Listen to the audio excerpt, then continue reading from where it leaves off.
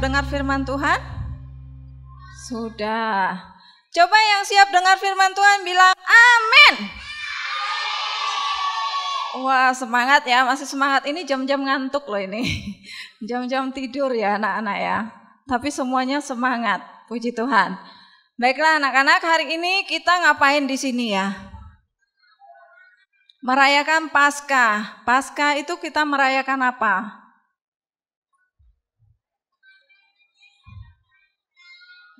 Iya, kita merayakan hari kematian dan kebangkitannya Tuhan Yesus. Ya, Tuhan Yesus itu tidak hanya mati terus selesai, tidak. Tapi Tuhan itu dia bangkit. Setelah bangkit bahkan dia kembali naik ke surga. Setelah itu turunlah Roh Kudus ya. Oke, tapi hari ini Bu Yusin akan membawakan firman Tuhan tentang kematian membawa pengharapan. Ya, itu temanya kita tahun ini Paskahnya ya. Kematian Tuhan di kayu salib itu tidak sekedar mati terus selesai, tapi ada pengharapan di balik kematian Tuhan. Ya Mbak, next. Nah, apa itu Paskah? Ya, Paskah bukan sekedar telur warna-warni ya. Anak-anak biasanya kalau di sekolah itu kalau Paskah pasti apa? Ada lomba menghias telur, ada lomba mewarnai gambar telur ataupun bahkan makan-makan gitu ya. Paskah itu bukan sekedar itu ya. Walaupun itu pasti ada di Paskah itu pasti ada makannya, ada snacknya gitu ya. Tapi hari ini kita mau belajar tentang Paskah adalah bagaimana kita mengerti kematian dan kebangkitan Tuhan Yesus itu dalam hidup kita. Nah, di situ ada Yesus mati. Gambarnya Yesus mati di situ ya. Dan Yesus matinya di salib. Enggak kayak malahan kalau manusia itu cuma apa? Kok meninggal terus dikubur biasa ya, dimakamkan biasa. Tapi Tuhan enggak, dia harus mati di salib. Bahkan sebelum disalib dia harus diapa? Dicambuk, disiksa ya, diadili. Wirawiri ke sana sini, dari sini suruh ke sana, dari sana suruh ke sini gitu ya. Nah, bahkan sebelum dia disalib, Tuhan harus apa? Memikul salibnya. Salibnya itu enggak ringan anak-anak, salibnya itu sangat berat ya. Nah, di sini ketika Yesus disalib, dia juga harus dipaku, tangannya dipaku, bukan diikat tapi dipaku ya. Setelah tangannya dipaku, kakinya juga dipaku, lalu apa? Lambungnya masih harus ditusuk seperti itu. Jadi itulah pengorbanan Tuhan untuk kita ya. Tetapi setelah hari Jumat Yesus mati, pada hari ketiga, hari Minggu ya. Nah, Yesus akhirnya apa anak-anak? Dia bangkit. Dia bangkit dari kematian itu, Tuhan mengalahkan maut untuk kita ya. Ya, Tuhan mengalahkan maut buat kita. Kenapa sih Tuhan harus mati? Nah, mengapa Yesus harus mati menembus dosa kita? Harusnya kan kita nih yang dihukum ya. Harusnya kita yang disiksa. Harusnya kita yang masuk neraka gitu ya. Karena apa? Karena dosa yang sudah kita lakukan. Tetapi Tuhan tidak mau seperti itu. Karena kita itu adalah ciptaan Tuhan yang istimewa. Kita itu ciptaan Tuhan yang berharga. Makanya Tuhan apa? Rela mati untuk menebus dosa kita. Ya Mbak, next. Nah, kenapa Yesus rela mati buat kita? Kita buka di dalam, yang bawa Alkitab boleh dibuka Alkitabnya. Teman-teman. Sekarang karena banyak yang punya HP, jadi Alkitabnya di HP ya. Nah, di situ Yohanes pasal 3 ayat yang ke-16. Ada yang hafal ayat ini? Harusnya hafal ya. Kalau pembinanya pasti hafal. Kalau enggak hafal, jadi pembinanya parah ya. Nah, ini di dalam Yohanes 3 ayat 16 di sini dikatakan apa? Karena begitu besar kasih Allah akan dunia ini, sehingga ia telah mengaruniakan anaknya yang tunggal. Supaya apa? Setiap orang yang percaya kepadanya tidak binasa, melainkan beroleh hidup yang kekal. Kenapa Yesus mau mati buat kita? Karena kasih-Nya. Tuhan itu adalah kasih. Dia tidak mau anak-anak ciptaannya itu menanggung dosanya. Harus ke neraka. Enggak. Tuhan mau setiap orang yang percaya kepadanya itu memperoleh yang namanya hidup yang kekal. Ya, itu yang Tuhan mau dari hidup kita. Jadi alasan kenapa Yesus mau mati untuk menanggung dosa kita, untuk menebus dosa kita semua, karena apa? Karena Yesus mengasihi kita. Bahkan sebelum kita percaya, sebelum kita mengenal Tuhan, Tuhan sudah mau mati buat kita. Tuhan tidak hanya mati buat orang Kristen, enggak ya. Tapi Tuhan mati buat seluruh dunia, ya. Setiap orang yang percaya kepadanya, Tuhan sudah mati buat mereka. Oke, selanjutnya Mbak. Nah, di sini tema kita adalah kematian membawa pengharapan. Apa itu pengharapan? Nah, coba kamu lihat di situ. Itu ada bermacam profesi ya anak-anak. Bermacam profesi. Setiap kita itu punya pengharapan, punya keinginan, cita-cita ya. Nah, di sini ada profesinya macam-macam. Di situ ada dokter, ada pilot, ada astronot ya kan? Ada artisnya juga, yang bawa gitar itu artis ya. Terus ada pemadam kebakaran, ada koki, macam-macam. Itu harapan semua orang. Nah, Bu Justin yakin anak-anak di sini juga ada mau jadi salah satu yang di sana, mau jadi polisi, mau jadi pilot, mau jadi tentara, mau jadi astronot gitu kan. Pasti semua punya harapan untuk itu. Ini harapan untuk kita di dunia ini ya. Selanjutnya Mbak, saya akan cepat aja. Nah, untuk mewujudkan harapan kita, harapan anak-anak semua, yang pertama dilakukan itu adalah berdoa. Ya, untuk mewujudkan harapan kita yang kita lakukan, harapan kita di dunia ini loh ya. Kan nggak mungkin kita lahir terus Tuhan harapanku mau masuk surga gitu kan, enggak ya. Pasti apa? Harapan kita di dunia ini mau jadi orang yang berhasil dulu ya kan? Siapa yang mau jadi orang sukses? Siapa yang mau jadi orang kaya? Oh, aku. Enggak gitu ya. Ya, kita semua pasti mau jadi orang-orang yang berhasil. Pengennya aku besok kalau besar aku mau membahagiakan papa mamaku. Nah, membahagiakan papa mamaku, aku berarti mulai sekarang dari kecil pertama yang dilakukan sama papa mama berarti harus taat dulu dong, ya kan? Dengan kita taat orang tua pasti senang, ya kan? Coba tanya papa mamanya di sini, senang nggak kalau anaknya taat? Pasti senang ya, nggak mungkin orang tuanya sedih kalau anaknya taat, pasti senang. Nah, tapi kalau anaknya nggak taat, nah papa mamanya pasti sedih gitu ya.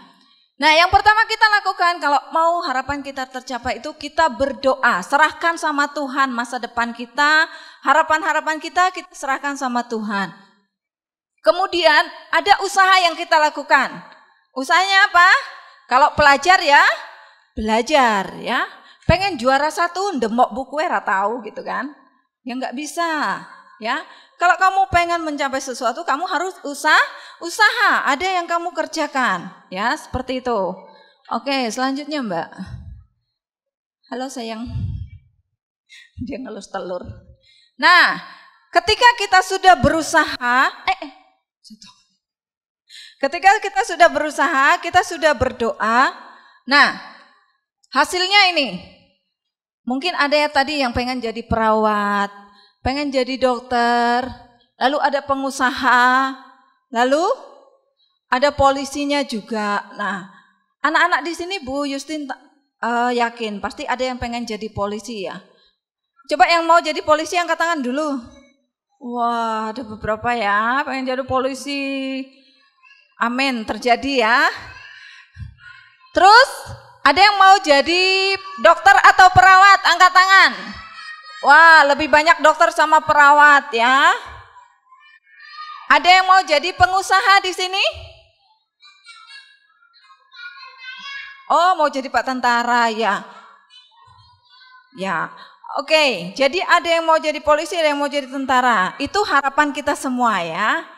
Bunda berdoa besok tercapai semua impiannya. Oke, selanjutnya Mbak. Nah, pengharapan kita di dunia itu berbeda dengan pengharapan kita di dalam Tuhan. Ketika Yesus mati buat kita, Tuhan juga punya harapan buat kita ya. Dan kita harus merespon harapannya Tuhan itu. Dengan cara kita juga punya harapan yang sama dengan harapannya Tuhan. Apa sih harapannya? Next Mbak. Nah, pengharapan di dalam Tuhan itu ketika kita masih di dunia ini, kita akan memperoleh yang namanya damai sejahtera, sukacita. Siapa yang di sini pengen setiap harinya itu sedih terus gitu ya? Enggak ya? Pasti semua orang pengen apa? Hidupnya sukacita. Ada damai sejahtera dalam hidupnya. Kalau kita mau hidup kita itu selalu ada sukacita, ada damai sejahtera, kita harus apa? Miliki dulu sumbernya, yaitu siapa? Tuhan. Siapa yang percaya di hatinya sudah ada Tuhan Yesus? Angkat tangannya. Yang tinggi, jangan takut-takut. Nah, kalau Tuhan Yesus sudah ada di hati, pasti kita apa? Menjadi anak-anak yang penuh sukacita dan membawa sukacita itu untuk orang-orang di sekitar kita, ya kan? Enggak mungkin tiap hari cemberut gitu ya. Gampang marah. Kalau cemberut, gampang marah, nanti berarti apa? Tuhannya itu dipertanyakan di hati kita ya. Kita harus apa? Menjadi anak-anak yang selalu sukacita dan membawa sukacita itu di dalam keluarga kita dulu ya. Setelah keluarga kita baru orang-orang di sekitar kita. Selanjutnya Mbak. Nah, pengharapan di dalam Tuhan. Kita kita yang berharap kepada Tuhan itu, kita yang pertama itu kita akan memperoleh keselamatan. Keselamatan yang kita dapatkan itu gratis, anak-anak. Kamu diselamatkan oleh Tuhan itu gratis. Di dalam Efesus 2 ayat 8. Bisa dibaca ya itu ya, jelas ya. Di situ dikatakan apa? Sebab karena kasih karunia kamu diselamatkan oleh iman. Itu bukan hasil usahamu, tetapi apa? Pemberian Allah. Kita diselamatkan, kita tidak bayar. Ya, kita bersyukur karena Tuhan tadi sudah mati buat kita, bahkan bangkit. Nah, kita beroleh keselamatan cuma-cuma, gratis. Tuhan gak nuntut kita bayar. Tuhan gak minta bayaran dari kita. Karena itu sudah Tuhan berikan cuma-cuma. Tinggal responnya kita seperti apa. Ya. Ketika kita sudah diselamatkan, yakin hidup kita diselamatkan, yang harus kita lakukan apa? Jadilah pribadi-pribadi yang apa? Memiliki karakternya siapa? Tuhan, ya. Karakternya Tuhan itu seperti apa? Ada kasih di situ, ada sukacita, ya kan? Ada apa lagi? Ada damai sejahtera di hati kita ya. Jadi kita harus memiliki karakternya Kristus. Kalau kita punya kasih, melihat orang di sekitar kita, kita akan mengasihi mereka. Kalau kita nggak bisa memberi, doakan dulu orang-orang di sekitar kita. Itu bukti kita apa? Memiliki kasihnya Tuhan ya. Jadi kita bersyukur karena keselamatan yang Tuhan kasihkan buat kita itu gratis, cuma-cuma. Tapi biarpun itu cuma-cuma, kita tidak boleh semaunya, seenaknya. Wah, aku dikasih Tuhan keselamatan gratis kok. Aku tak belajar apa? Enggak mau taat. Aku pokoknya mau melakukan apa yang aku mau. Enggak mau mendengarkan papa mama. Enggak seperti itu. Ketika kita dikasih keselamatan dan cuma-cuma, berarti kita apa? Kita merespon kasih itu dengan apa? Pertama tadi Bu Justin katakan, taat dulu sama orang tua kita. Orang yang paling terdekat dengan kita ya. Next Mbak. Lalu pengharapan di dalam Tuhan itu setelah kita memperoleh keselamatan, kita akan apa? Apa ini? Kita akan menerima hidup yang kekal. Hidup kekal di dalam Tuhan. Surga itu nyata anak-anak. surga itu nyata, neraka juga nyata. Ya. Surga itu ada, neraka juga ada. Ya. Jadi apa? Ketika kita percaya Yesus di dalam hati kita mengaku Yesus sebagai Tuhan dan juru selamat kita, maka kita akan memperoleh yang namanya apa? Hidup yang kekal. Ketika orang-orang yang sudah dipanggil Tuhan, kita percaya bahwa mereka sudah bersama dengan Yesus di surga. Amin? Ya, jadi anak-anak, siapa yang mau masuk surga? Mau masuk surga? Ya, semuanya pasti mau masuk surga ya. Bersama Yesus di surga, apa-apa tersedia ya. Nah, surga itu Bu Yustin katakan itu nyata, dan neraka juga nyata ya. Makanya kita harus apa? Menjaga hidup kita, menjaga kepercayaan kita kepada Tuhan. Selanjutnya Mbak. Nah, apa yang kita peroleh ketika kita masuk di surga? Wah, kita akan apa? Mendapat mahkota kehidupan, ya. Tapi firman Tuhan katakan apa? Untuk mendapat mahkota kehidupan kita harus setia. Seperti Tuhan Yesus. Dia setia sampai mati, bahkan mati di kayu salib, ya. Jadi kita juga untuk memperoleh mahkota kehidupan itu kita juga harus menjadi pribadi yang setia. Setia apa?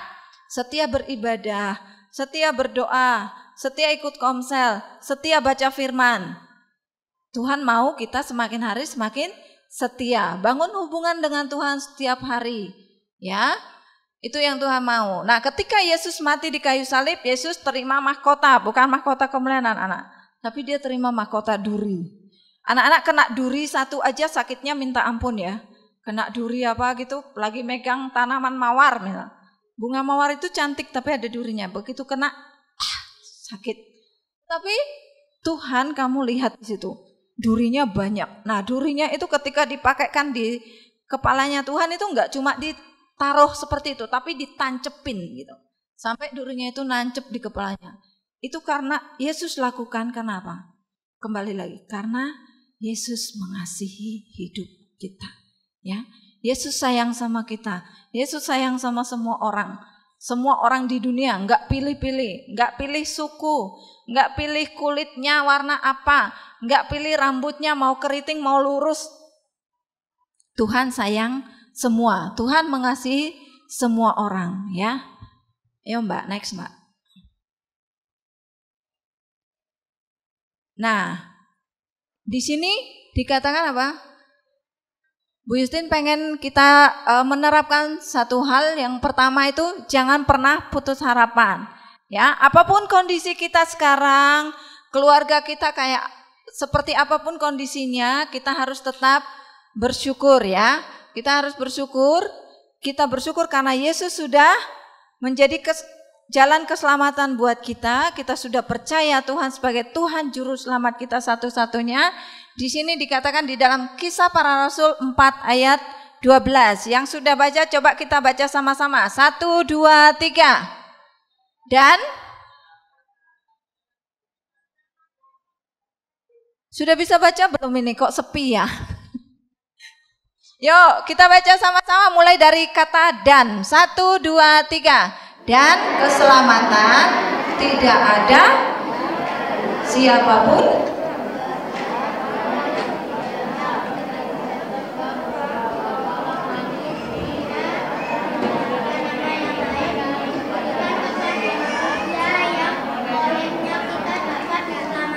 Iya, jadi apa anak-anak? Tuhan berkata, di bawah kolong langit ini tidak ada nama lain yang dapat menyelamatkan hidup kita. Selain siapa? Tuhan Yesus Kristus. Bersyukurlah kamu punya Tuhan yang luar biasa. Bersyukurlah kamu punya Allah yang mengasihi hidup kamu. Bersyukurlah kamu sudah memperoleh keselamatan dengan cuma-cuma. Bersyukurlah kamu akan memperoleh hidup yang kekal. Bahkan tidak hanya memperoleh hidup yang kekal, tapi kamu juga akan memperoleh apa? Mahkota kehidupan. Ya, setiap orang akan memperoleh mahkotanya sendiri-sendiri. Ya anak-anak. Itu janjinya Tuhan dalam hidup kita. Nah, kita mau pegang itu, kita mau bersyukur kepada Tuhan. Ya Mbak, sekarang kita mau lihat video. Ini video orang yang punya harapan. Jadi harapannya itu dia tulis di kertas. Kadang harapan kita itu enggak sesuai dengan kemauannya Tuhan, ya. Nah, di sini ini videonya menceritakan orang yang dia marah karena harapannya itu sama Tuhan enggak dikabulkan gitu. Tetapi pada akhirnya dia ngerti apa yang Tuhan rancangkan dalam hidupnya itu yang terbaik. Rancangan-rancangan Tuhan itulah yang terbaik buat hidup kita, ya. Oke, saya minta pemusik untuk maju ke depan. Kita bersyukur apapun yang mungkin kita anak-anak mungkin masih kecil ya, kamu masih ada yang kelas TK, bahkan ada yang belum sekolah, ada yang sudah kelas 6, yang sudah kelas 6 mungkin sudah ngerti ya, sudah punya keinginan, punya harapan. Nah, tapi itu sesuai harapannya Tuhan apa tidak? Seperti itu. Sesuai dengan yang Tuhan mau apa enggak? Tadi anak itu dia sempat kecewa, dia sempat marah sama Tuhan karena harapannya sama Tuhan disobek gitu ya. Akhirnya apa? Tuhan berbicara sama anak itu lewat hatinya, Tuhan berbicara, dia tulis harapan-harapannya lagi, dia tulis ulang. Nah di situ Tuhan, dia bersyukur. Ketika harapan-harapan itu yang Tuhan kasih itu adalah harapan yang terbaik, seperti itu. Nah kita mau belajar berpengharapan hanya kepada Tuhan saja.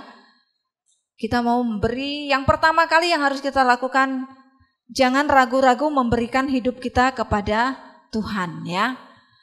Pesan Bu Justin, rajinlah ibadah, baik ke gereja, baik komsel, baik apapun yang kamu lakukan, kegiatan di gerejamu harus diikuti dengan aktif ya.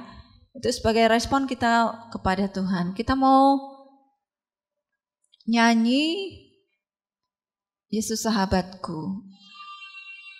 Semuanya ambil sikap doa yang terbaik. Saya minta semua anak-anak boleh berdiri dulu ya. Semuanya bangkit berdiri lagi.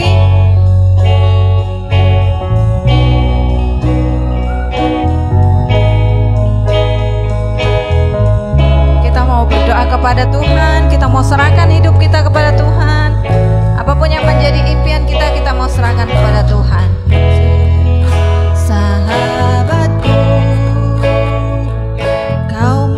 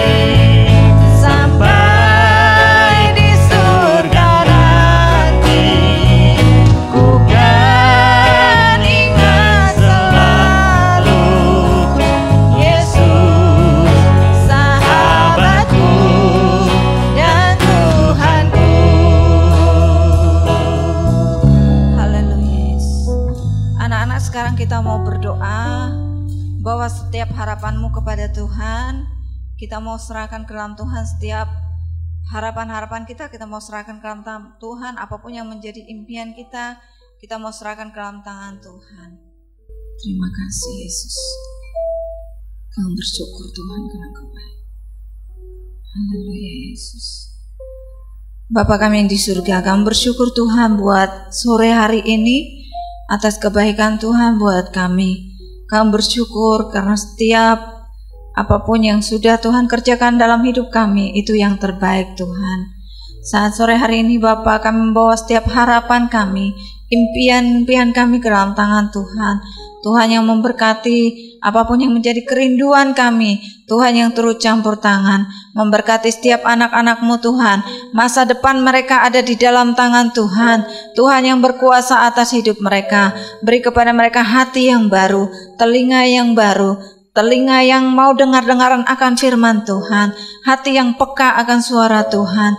Terima kasih Bapa buat kebaikan-Mu. Berkati setiap anak-anak kami sehingga mereka boleh menjadi berkat dimanapun mereka berada Tuhan. Apapun yang mereka kerjakan ke depannya Tuhan sendiri yang buat berhasil. Berkati apapun yang menjadi kerinduan mereka, Tuhan yang turut campur tangan. Terpujilah nama-Mu Bapa. Kami serahkan hidup kami, masa depan kami serahkan semuanya ke dalam tangan Tuhan. Hamba-Mu berhenti berbicara, namun kami yakin dan percaya firman Tuhan akan terus berbicara di dalam hati setiap anak-anak-Mu. Terpujilah nama-Mu, di dalam nama Tuhan Yesus kami sudah berdoa. Haleluya. Amin.